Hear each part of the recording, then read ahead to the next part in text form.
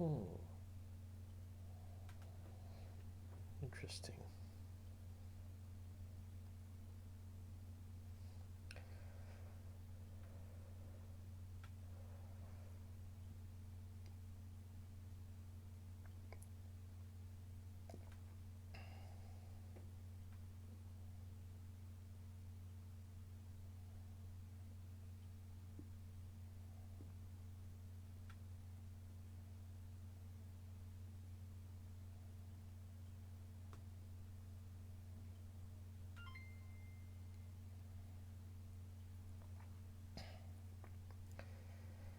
All right.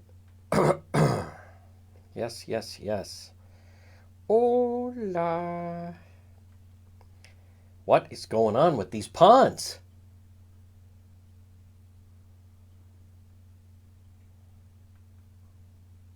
I'm hearing now there was the third found. Boy, you gotta hand it to the state police. Nothing like mum's the word. There's Pat Cortellessa. I didn't know Pat was going to be here. Good afternoon, one and all. There's Pamela. Hola. There's Jane Rice. Having a good... There's our friend David Sammartino, all part of Team One. Folks, please share that you are watching. How about that? No names yet. Thank you for the stars, David. None. I'm hearing about another female found in a pond. Folks, what is with... I'll explain. Bear with me. Please share that you're watching. Who did I see? There's Chrissy. Allison Foster's here. There's Brenda. Good afternoon, everybody. Tonight, State of the Union. Thank you, Jane Rice. Keeping a good thought on Buddy. State of the Union tonight. I don't know. Do I have to watch this? Do I really have to watch this person? I don't know. I mean, I suppose it's part of the job, but it's a tough part of the job. We'll say that much. All right, we're live on the radio. Un momento. 2 minutes. 2 minutes. 2 minute mark. I can't get over this thing about the ponds. Here's the thing. I mean, I had a long discussion with someone, retired law enforcement, said, now he said, sounds like a serial killer. That's what he said. And they are so freaked by it that they're not telling anyone. But I would argue, how many more victims are there going to be? You know, I think of that scene in Jaws where they let the people go swimming in the water without knowing. So the Rhode Island State Police will not say anything at all. No name.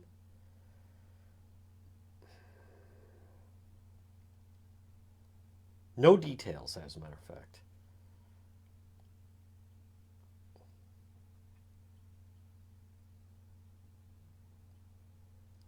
All right, we're live in 1 minute.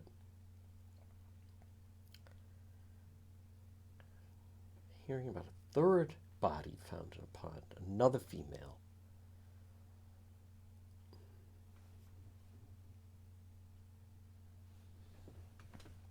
Rhode Island State Police. Why can't we get more details? Because we said so. Oh, I didn't realize.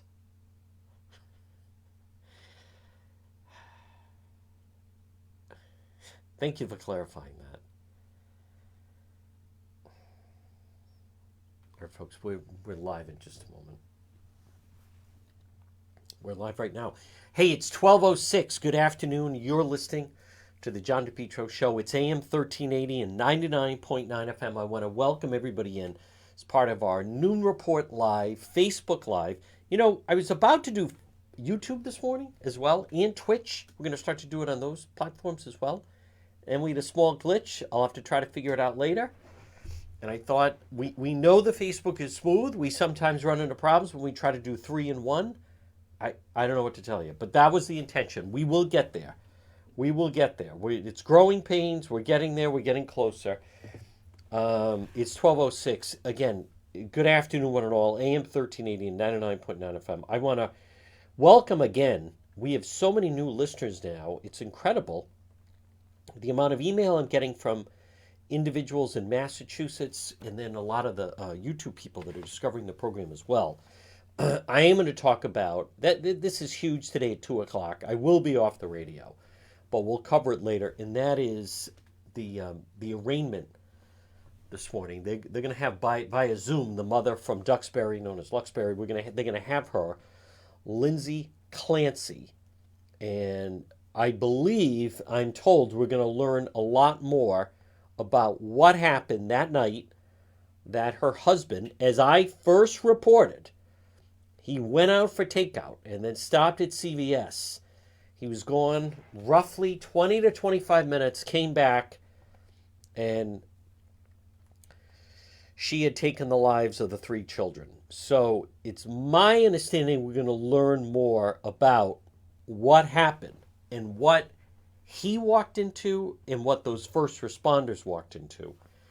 I'm hearing we're going to learn more about that coming up at 2 o'clock. And I also, this is still a breaking situation with this Brockton Hospital. It's a little deceiving because of the number of alarms that were called. I mean, when people are hearing 4-alarm fire, 5-alarm fire, it's my understanding, just based on what we've seen, normally you would think a complete raging, out of control fire. It seems to be more about transporting many of the patients from that Brockton Hospital. So we'll give some kind of an update. But the biggest thing is we're going to start off is this mystery that continues regarding the female bodies being found in local ponds. And what's more surprising, and I'm going to walk you through it. So with what we know,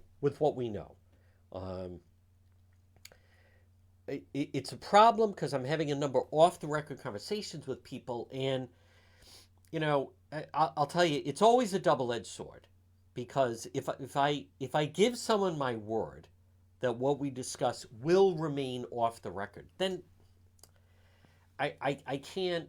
This trust is everything. It just is. You can't violate that. And not everyone understands that. I clearly get that. But and many times it's a double-edged sword. Sometimes people swear you to secrecy, can't report on this. Sometimes I always argue, listen, what if I can get it confirmed another way? So now you're my second confirmation. Sometimes, many times, then you filter out that sometimes people have valuable information. Other times they don't have valuable information. It's never guaranteed. I also want to, I don't want to get off on a tangent because I'm going to talk about the ponds. Recently, it was through another platform. Someone said, well, what if you did this? What if you secretly recorded the police you were talking to? Now, again, I didn't say this is anyone that has any, I was like, have you completely lost your mind? That is like, that's not even stupid. That's offensive. Absolutely not. Record. How would you like that? It's like many times when I'm on a scene, I know I'm going into total rant territory here, but I'm on a scene and there's a news reporter next to me and they're doing a stand-up and these people are going, walk behind them, shout out in front. Like, it's so, I can't even put into words how annoying that is. Simply because of the reason, you look at it, how would I feel? How would I feel if I was doing that and a member of, whatever, Channel 10, Channel 12 was suddenly walking behind me or making noises? I mean, it's so, social media tests our patience, folks. But anyhow, staying on schedule, this portion of the program, before I tell you about the ponds, is brought to you by Propane Plus. Now call them today, 401-885-4209. In Massachusetts, 508-252-3359 for Propane Plus. Propane Plus, 3 generations. Do you use propane? You do. Then call Propane Plus today. They're going to serve you for a long time. Online billing, schedule a service delivery at the click of a button. They have a very user-friendly website. It's propaneplus.com. Residential, commercial, just type in your zip code. But you can depend on Propane Plus. And I'm telling you, they are the type of company you want to do business with. Propane Plus, 401-885-4209, or in Massachusetts, 508-252-3359. And remember, they, as I said, have a very user-friendly website, and it's propaneplus.com. Well, folks, good afternoon. I will have an update on the ponds coming up before the end of the day on DePetro.com. I've been following up on some other stories, but don't forget DePetro.com, which is right where the Cowesett Inn. Lunch, dinner, drinks in the lounge. They're waiting for you at the Cowesett Inn. So I'm looking at, I just want to go, Brockton Hospital evacuated, 9-alarm fire. 9-alarm fire. But from what I saw, it seems to be more about that they needed to transport a lot of the patients. There was no power in the hospital. And so they had to get all those patients out of there. So a lot of times, as I said, when you would hear of you hear of a 3-alarm fire, it's usually raging. 4-alarm fire is rare. Anything above that, I don't know if I've seen a 9-alarm fire, but I believe the reason for that is because of, so it's very deceiving. People are saying, like, you got to get over there. It's a 9-alarm fire, 8-alarm fire, whatever. It actually was just a lot of the evacuation of the patients that were there. Now, I do want to touch on, though, this situation regarding the ponds because, and folks, I would tell you if I had concrete information, if I could get someone, now the focus goes to really to Burrillville. But so, and I want to just back up. There's several things at play here. Number one, that's just right now. I'm going to go with what we have, and I'm going to go back a little bit. It was Wednesday, December 21st, and we learned that it was kind of mild that week. It was the Wednesday before Christmas. Christmas was on Sunday, Christmas Eve Saturday. So Wednesday, December 21st, someone fishing at Carbuncle Pond in Coventry, which I frankly had never heard of before, that they discovered a body. And they called DEM, and they called the Coventry police, and then they may have called the police, called DEM, whatever, but state police went onto the scene. And when state police got there, for those of you that remember, it started with you had media on the kind of the outskirts of the pond. And then they were very rudely actually moved the media, and they were basically saying, stand by the road, even though you're way off the pond. Now, as someone that goes to crime scenes literally every week, that made no sense to me because there was no danger. And, I've been at a crime scene many times. They put up the tape, and I've been there, and we do the live stream when they're literally taking the body out. I've been at a crime scene where you can see there's a vehicle where someone was shot and killed in the vehicle, happened in Oneyville. We could still see the body from where I was. And they were waiting for the medical examiner to get on site. So there's the essence of the crime scene in the tape that goes up. I've never seen a situation. I was even trying to, at the time, reason with the member from the Rhode Island State Police to say, well, what are you talking about? There's no danger here unless there's someone loose in the area. I don't know why we couldn't just be, they'd already removed the body. I don't know why we couldn't be down by the pond. It was, you know what? The case in Coventry with Carbuncle Pond was bizarre from the onset of it, of just how the state police would not let you near the water. So, okay, so that happened. And then, again, and I don't want to waste too much time on this, but for those that, remember, we were there in the media, Channel 10 was there and 12 and 6, so it's the four of us. And we were told someone would come up and brief us. And I got tired of waiting around, and plus they were ridiculous with stand by, the media should be by the side of the road. Well, the cars, if you know how to get to Carbuncle Pond in Coventry, the cars can go 45 miles an hour and up.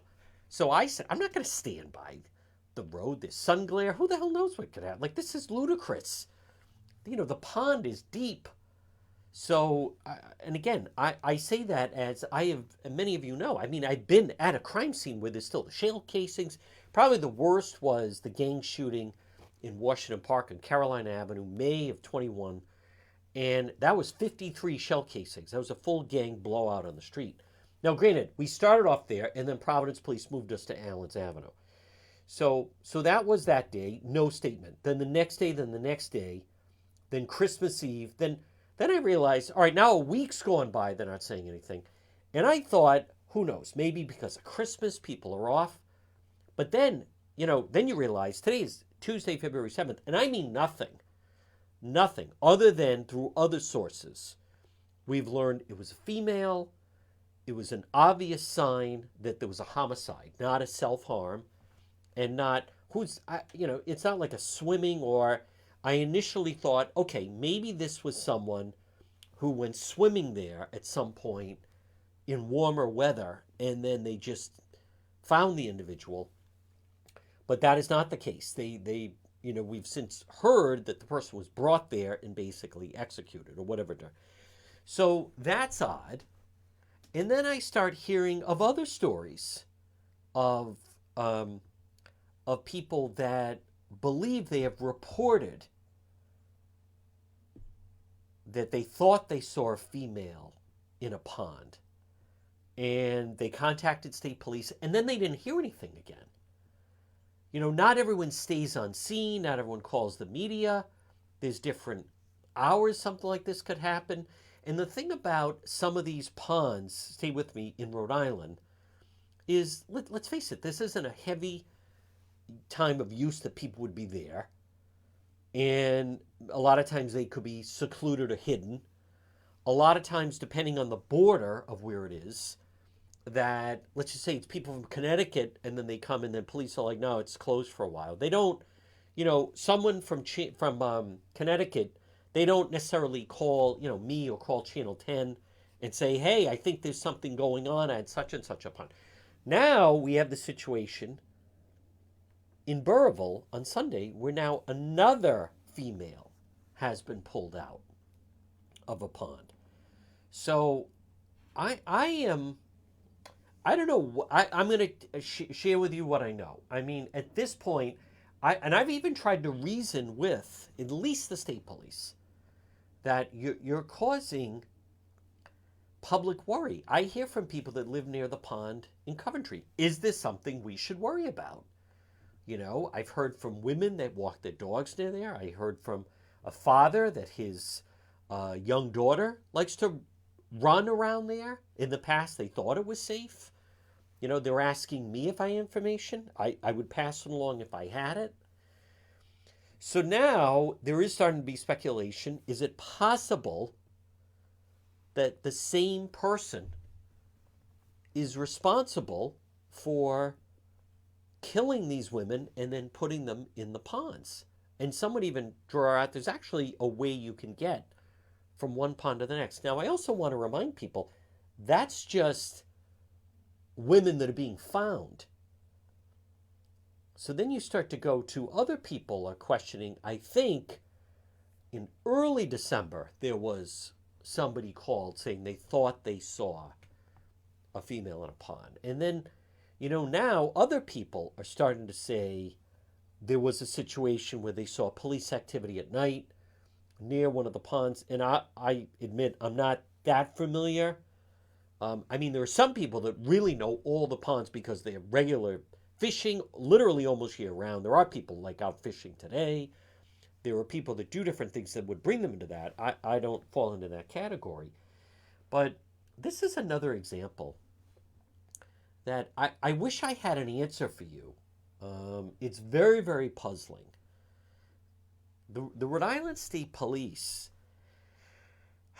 like many of you, you have to look at how much of this falls into, as someone, that for many, many years, the state police were seen as a cut above. They were.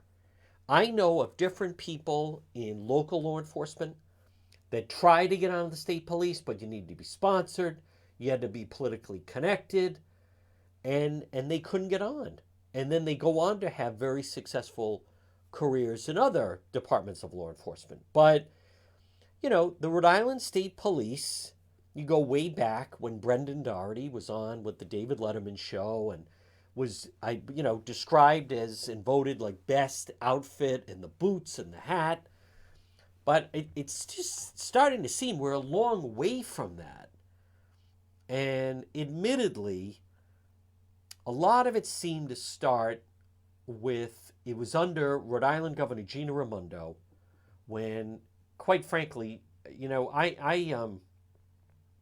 I'm actually seeing right now 10th alarm now requested to the staging area in Brockton. I mean, this is, but again, I believe it's just all for ambulances. I am not hearing anything about a fire.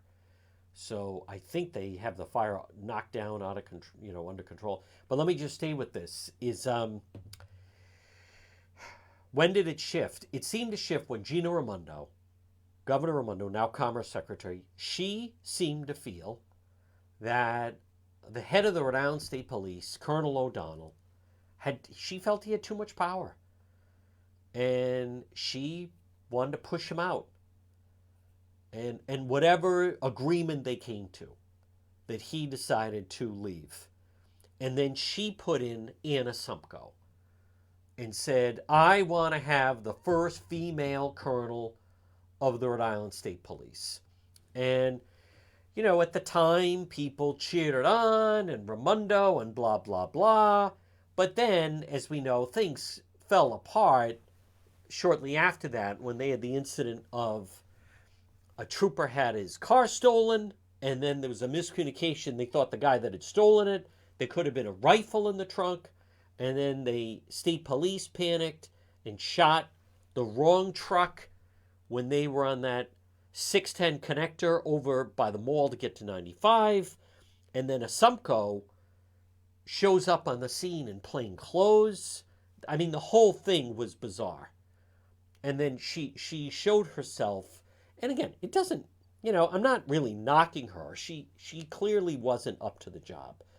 And then we've gone through, you had Colonel Manny, and now you have Governor McKee. And Governor McKee taps someone, and I don't know Colonel Darnell Weaver at all. He's not the most visible, I'll say that. He's not a camera hog. We'll also say that. But we have fallen into this that I get a lot of negative feedback about the Rhode Island State Police from other departments, other law enforcement. And then, admittedly, listen, they've had a run of some pretty bad, embarrassing incidents in questionable stories, right? The former Lieutenant Philbin, there's allegations in some media. I never really went on the story because I don't think there was fully enough there, but that a member of the Rhode Island State Police was somehow involved with a murder, and it was covered up, and you deal with that. There was a trooper that got in trouble down in Westerly. There was something that went wrong in Connecticut. They have hit a little bit of a patch of some pretty bad PR, along with also some, questionable incidents on the highway that you just wonder how effective the agency right now.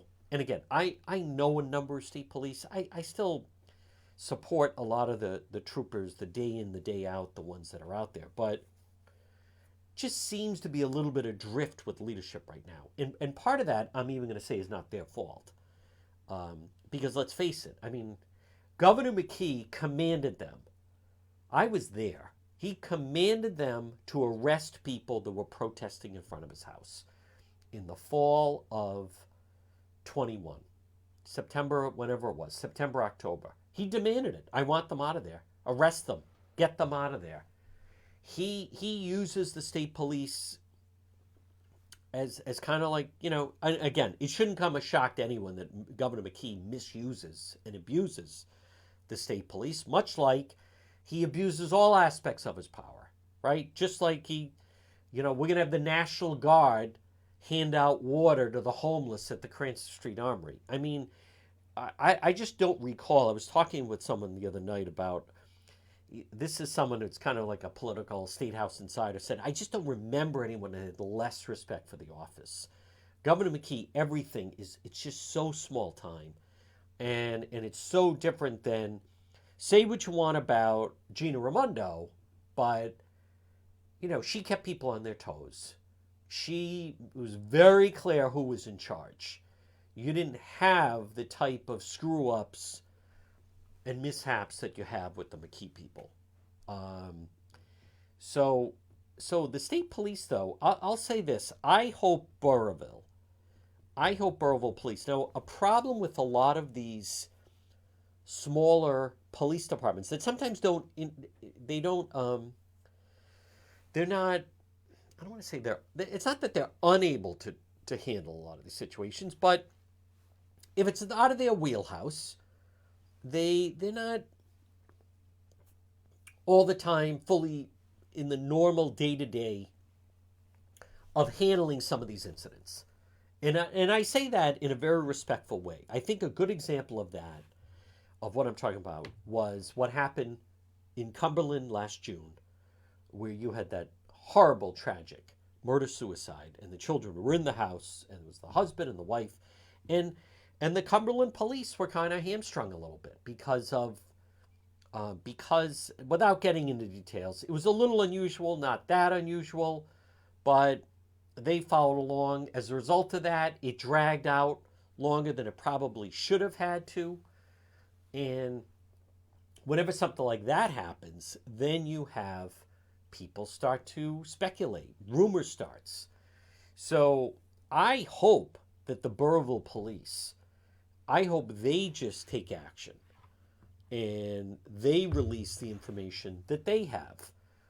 I'm it's like a lot of people. It's a little frightening if the Burrillville police somehow follow the lead, let the Rhode Island State Police take the lead on this, because it's crazy. They immediately, the first thing that the Rhode Island State Police do is slam down no information in or out, and in a ridiculous way. This morning, Brockton, the Brockton mayor, the Brockton fire chief, they were having a press conference on scene this morning at the Brockton Hospital. As behind them, the fire's going on, and then all the patients are being evacuated. On scene, they're doing a press conference. Rhode Island State Police, a body was found December 21st. Not one press release, not one announcement, nothing. I frankly don't understand. I don't relate this head in the sand ostrich approach. Because we said so, everybody's always a tough guy. I don't know. I don't know what to make of that. Why, like where that comes from? Unless I don't know what to make of it. Is it coming from McKee? But I'll say this: if with the Burrillville Pond situation and finding another female body, I believe it is incumbent on the Burrillville police to put the community at ease and level with people. We're adults. You have adults out there. People can't alter their routine or be on the lookout for certain things if you're going to keep people in the dark. This attitude of we don't want to tell people we think we have a serial killer on the loose because then there'll be panic.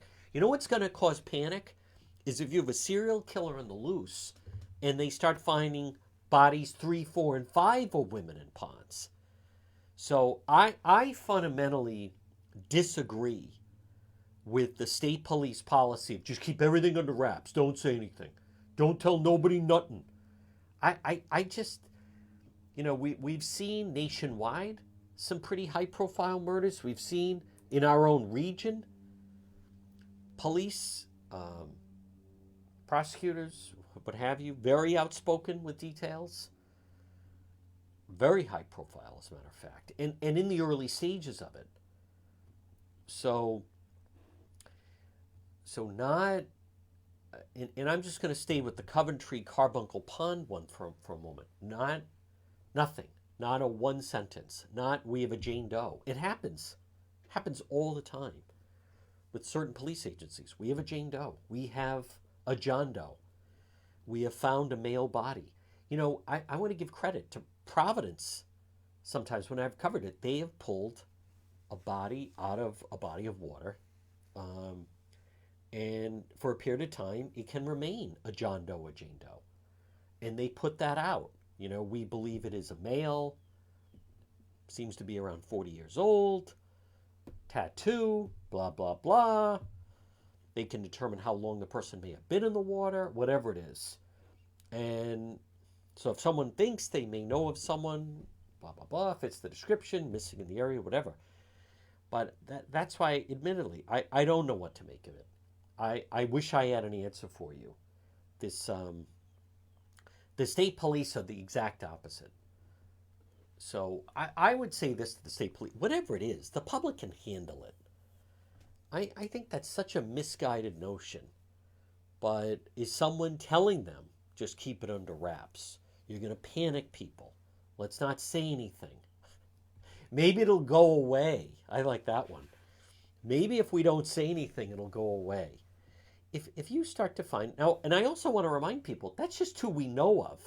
There's a lot of bodies of water. There's a lot of different ponds. And there's been an increase in missing women, sadly, tragically. I'll tell you one thing. You're not going to solve the problem if you pretend it didn't happen. The Rhode Island State Police pretending, what body? Being wise guys, that's not going to solve anything. What shark? Didn't someone get attacked by a shark? What shark? Did you see it? I like that. Oh, did you see the person? No, I didn't see the person in the pond. Oh, okay.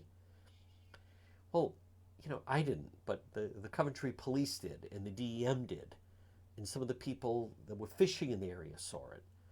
So did I happen to see the body in the pond? No, you kept me at the road. Did I see the body in the pond? You look out the window at midnight. The ground is clear. You wake up at 6 o'clock in the morning. You have snow in your backyard. Did you see it snow? Well, I didn't see it snow, but when I went to bed, I looked out the window and there was no snow in my backyard. When I woke up at 6 o'clock, there was an inch of snow. So I think we can safely say that it snowed last night. But you didn't see it? No, I didn't see it snow. So I don't know how far the Rhode Island State Police want to go with this ridiculous nature of, well, how do you know? How do I know it snowed? Because I woke up and there was an inch of snow on the ground. Unless we want to go with, okay, possibly. There was a crash on the moon and some of the moon dust fell into our area. Or an airplane went over and sprinkled, something white out in everybody's yards. Or a Martian came down and spray painted everyone's backyards white. Like, where does this lead the whole business of, did you see the body?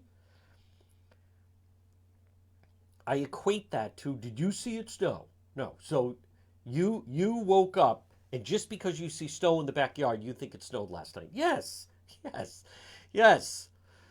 I went to bed, I looked out, it was dry. I woke up, I could see puddles of water. What can I, take out of that? It must have rained last night. But you didn't see it. No, I didn't see it rain. Foolishness. Folks, this portion of the program, I want to offer you on this Tuesday, Tom Bryan, Ameriprise Financial. Call today, your free consultation, 401-434-1510. Now, I really want to reach out to those that learn more about long-term care coverage. A lot of people don't find out that maybe they should have had long-term care coverage for their parents, maybe for themselves, for a spouse. Sit down, free consultation, Tom Bryan, Ameriprise, 401-434-1510. Office is located at 400 Massasoit Avenue in East Providence. Ameriprise Financial. Now, I really want to point out on this Tuesday, it all comes down to what it is that you would like to take advantage of the free consultation. Sometimes it's retirement. Sometimes it's someone who's retired, but wondering that if they get a job, how that could impact them. Other way, there's all sorts of equations. Everyone's needs are different. Maybe it's major purchase planning, education planning. Tom Bryan, Ameriprise Financial. Folks, call today, free consultation, 401-434-1510, free consultation. Your chance to sit down, maybe it's you and your spouse. Sit down with our guy, Tom Bryan, lay it all out. Let a qualified expert get the advice, guidance that you need. Tom Bryan, Ameriprise, 401-434-1510. Well, folks, good afternoon. Right now it's 12:37. You're listening to the John DePetro Show. It's AM 1380 and 99.9 FM. Now remember, you can always listen online at the website, which is DePetro.com. Now, I'm just looking at, look at that headline. Boston Globe. The first Super Bowl with two black starting quarterbacks is inspirational indeed.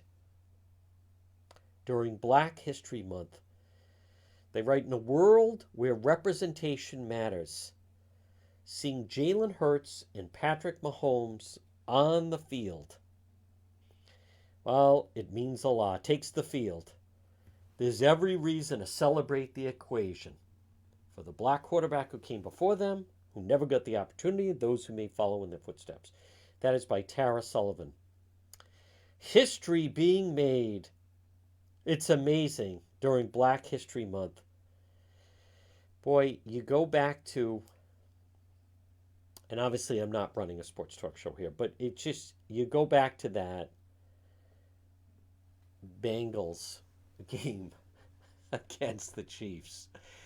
I don't, is it really a coincidence, or did the NFL sense, hey, we have, in the aftermath of what happened in Memphis, we have a real opportunity here. Now, Boston Globe, Lindsay Clancy, and I apologize because years ago with Plunderdome, there was Rosemary Glancy, and I recognize that sometimes when I've been saying Clancy, I've been meaning to say Clancy, I say Glancy, but it's with a C, Clancy. Duxbury woman accused of murdering her 3 children to be arraigned from hospital. So this is today at 2. The Duxbury woman allegedly murdered her 3 children, then attempted suicide, begins her journey through the court system today. Lindsay Clancy, scheduled to be arraigned via Zoom from the Boston hospital where she is recovering from a self-inflicted wound and injuries she sustained after jumping from the 2nd floor of their home January 24th. The arraignment is set for 2 o'clock.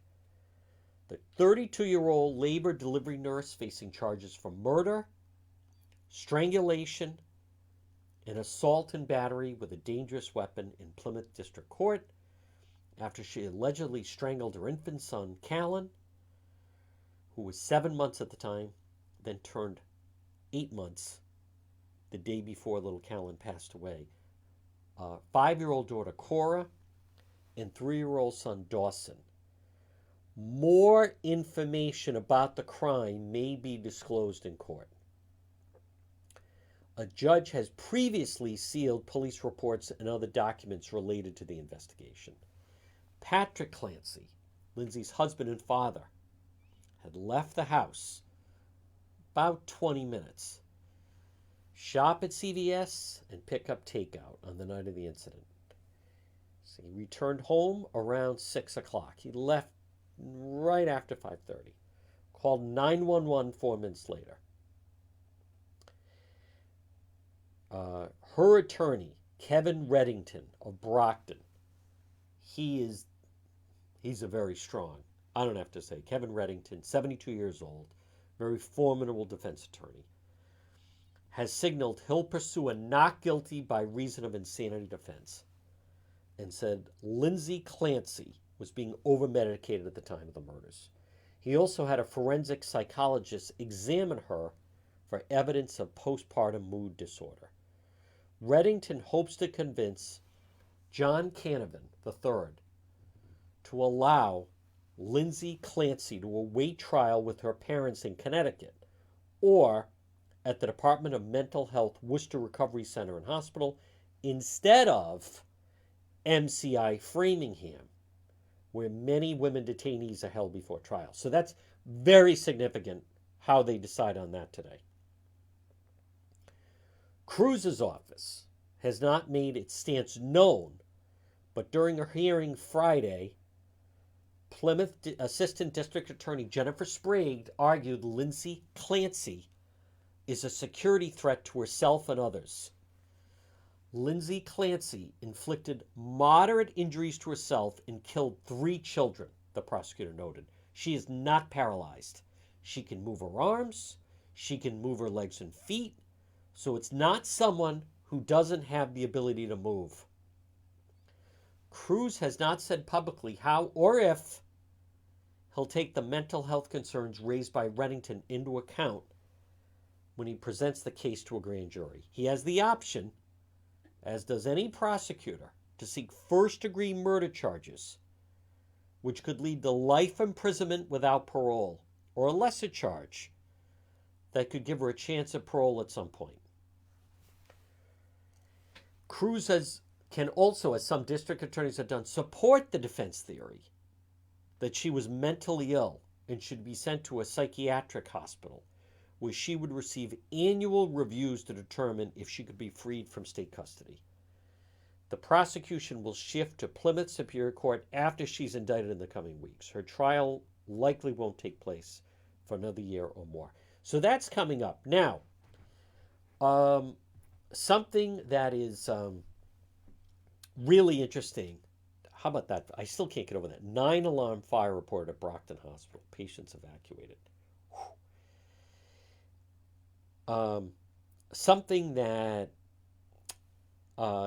is incredible. If you have followed, whether it is on Facebook or TikTok, but any of the posts that I have done, it is remarkable. A couple things about that. The number, and I've talked about this, there's a group online. On Facebook, I've seen it. Maybe it's on other platforms, but Lindsay's Army of Love. And they are standing by her. And they have this, it seemed to be over 500 people. I believe it's all women. Maybe there's some men in there as well. But something that just strikes me is the number of some of the women commenting, and some of the people that are commenting, that immediately declare her, she should be found not guilty. She had postpartum psychosis. People have no idea what women go through. And then it starts the questions, have you ever given birth? Have you ever blah, blah, blah. So I think we're going to learn more. Now, there's a lot of different parts of this. There's some very gruesome details to this case that I have heard about. I know a number of people have heard about. And I'm going to let the court, I don't see a need to put them out there. I'll let the court, or the prosecutors, I should say, in the court, if they want to put out some of that information. But my point is, I think we have to learn more. Before people go into, with some people, it's almost like automatic. That seems to be their initial absolute reaction is not guilty. This is what she suffered from, blah, blah, blah. The whole healthcare system is broken, and, that poor woman needs help, and I feel so bad for him. And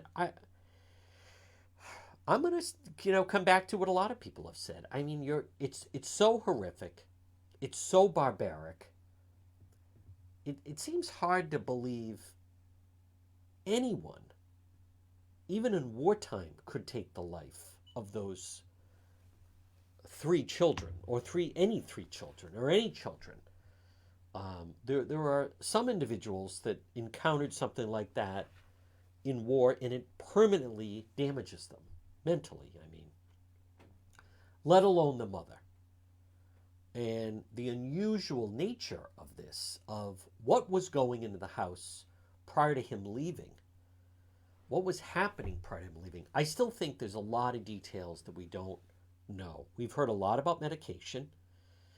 I think there's some other aspects to this case. And again, I'm talking about the Duxbury mother who's going to be arraigned today at 2 o'clock. Now, we'll check with our legal expert, attorney Tim Dodd, but normally the spouse would never be forced to testify in a trial. So you have that. It's just so extreme. There are are a number. I think you have to go back to that woman that, that was the bathtub, and Andrea Yates. It's so out of the norm. So I'm not, and this is where it kind of breaks off. No one's denying that there could certainly be some challenges of postpartum depression or whatever it may be. And you're right, it is a condition seemingly only experienced and known to women that have given birth. Freely admit that. But the actions of the two people involved, meaning the two parents, I just think a lot more details are needed. A lot more details are needed of what was her, condition that happened on a Tuesday night. What was her condition that weekend? What was her condition that day? Sometimes people, there's a lot of people that commit crimes because they can be on different types of drugs. There's also people that sometimes don't take medication. There's some people that self-medicate. There's a variety of different things. I would just argue, I think we need some more information here. I don't think anyone should be definitive on either end. Some people put ridiculous things, death penalty. Well, there's no death penalty in Massachusetts, so that's not happening. I can't imagine what type of life someone like that is going to live after this. There are people that don't get over the death of one child, let alone the death of three children, and then never mind if they were actually the person that did it. So I think I know it's an unusual case. It's a complex case. I just wonder these people that immediately start saying our health system is broken and it needs to be broken down. You don't know that yet. You don't. For people that immediately go to that, there are people that commit and do bad things because they don't take their medication. There are people that do things because they mix medication. There are people that do things because they make poor decisions when they're under medication. I mean, there's a variety of different things. I just don't see this immediately start treating her. This isn't someone that was saying they felt a little down. This isn't someone, if she had just jumped out the window herself, that there are people that do that. And it's, anytime that happens, self-harm, it's sad and terrible. I just don't understand the people that immediately go to that. Obviously this woman is a victim, and obviously the healthcare system is broken, and obviously it's not her fault, and obviously it's a not guilty. Let's wait and see till that may end up being the case. That would be a very extreme case. Whatever happened here, and folks, again, good afternoon at 12:50. You're listening to the John DePetro Show. It's AM 1380 and 99.9 FM. Whatever happened here, it needs to be examined because it's so rare, it's so extreme. And I know sometimes when we hear about shootings and various crimes, people want to say, we want change to happen so this doesn't happen to anyone else. This is truly one of those situations. If there is a hole in our healthcare system, then that needs to be addressed. I also want to warn people a little bit about there's a difference between facts in the case and then how when attorneys get involved. And I fully understand that facts have to be proven in a case, but I hate, it is a fact that GoFundMe set up for the husband has raised over $1 million. I am not pointing my finger at the husband. I think some questions need to be asked about that because it does seem as though he left the house. He left those three children with her. She waited until he was out of the house. And then she took the lives of those three children in a very hideous, hideous manner. And so I think it's just because the defense attorney says, oh no, he had no warning. It wasn't a lightning bolt that came out of the sky. It, it's very possible there were some possible red flags. What was going on leading up to 5:30 on Tuesday, January 24th.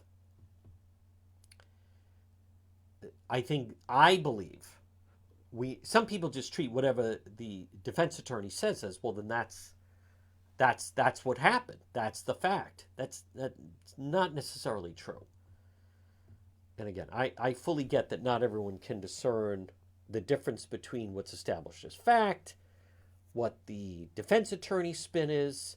But I just want to remind people, the defense attorney for Brian Walsh claims, the husband of Anna Walsh, that he's completely innocent. And they expect to fully exonerate him.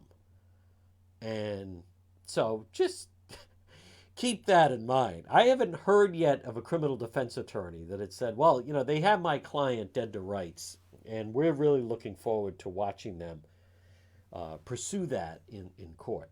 Folks, this portion of the John DePetro Show is brought to you by AtMed Urgent Care. Now, I want to remind you, if you encounter a situation where there's someone, and I mean when you need urgent care, AtMed, A-T-M-E-D, AtMed Urgent Care.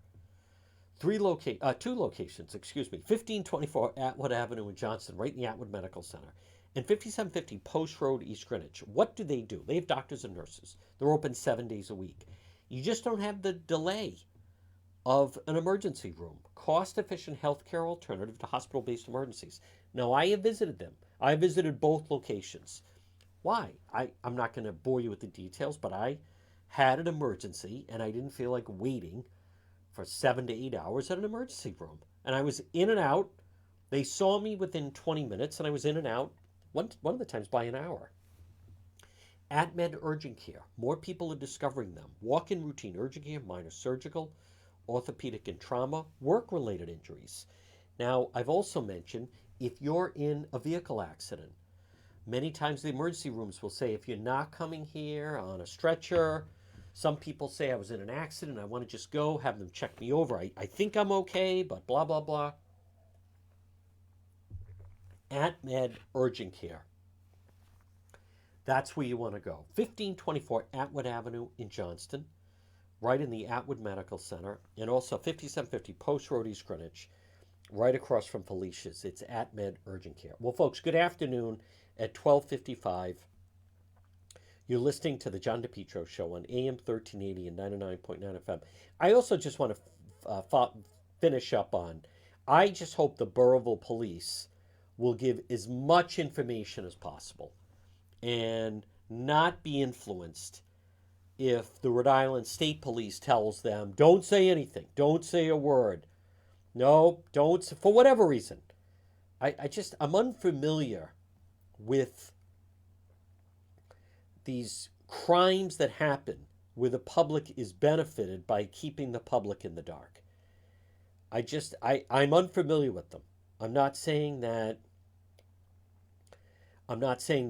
it can't happen, but I am just unfamiliar with of any of these crimes that can happen where we are collectively better off not knowing. It's kind of, and as Donna Perry said, it sure sounds as if the Biden administration were prepared. If there were the Rhode Island State Police, they'd say, what balloon? The balloon the people are seeing over Montana. Oh, we have no comment. Well, there's a balloon floating over Montana. Now, I also just saw this story. This CCRI is mourning the loss of an alumni killed on a humanitarian trip to Ukraine. Peter Reed died February 2nd after an ambulance he was in was shelled. Whew. He's from New Jersey, started at CCRI the fall of 2019, graduated in 2021, former U.S. Marine, 33 years old, 2 deployments in Afghanistan. So he was over there rendering aid. He provided aid after Hurricane Sandy. He treated 10,000 trauma patients in Iraq. He also founded a global response medicine, a nonprofit providing emergency care in crisis.